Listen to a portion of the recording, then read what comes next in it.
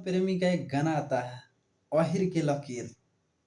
ये गाना भाई टारगेट करके आया है, प्रखंड में या जिला बबुआने से हिला, इसके विरुद्ध में गाना आया है। प्रखंड हो या जिला बबुआने से हिला, उसी को टारगेट करके प्रमोद प्रेमी लाल यादव जी गाना गाए हैं, ओहिर के लकीर। गाना तो काफी अच्छा है।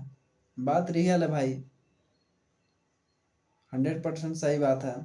लेकिन गाना बहुत अच्छा है, एंजॉय कीजिए।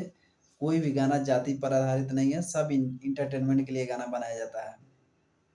ठीक है, आप लोग ये नहीं कि यादव जी अपने पे गा दिए, बबुआन से बबुआन पे गा दिए, और कास्ट है अदर अपने अपने पे गा दिए, तो ये गलत बात है। सब कोई इंजॉय के लिए गाता है।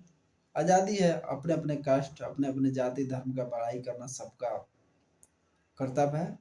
कोई कुछ भी गाए, अपने ऊपर अगर गा रहा है तो कोई दिक्कत नहीं, किसी को इस पे दुख व्यतीत करने की जरूरत नहीं है।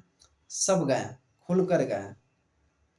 क्या अपने अपने बड़ाई कर रहे हैं भाई, इसमें रोने धोने की बात नहीं है ना। क्या समझ रहे हैं ना? बस वही बात है।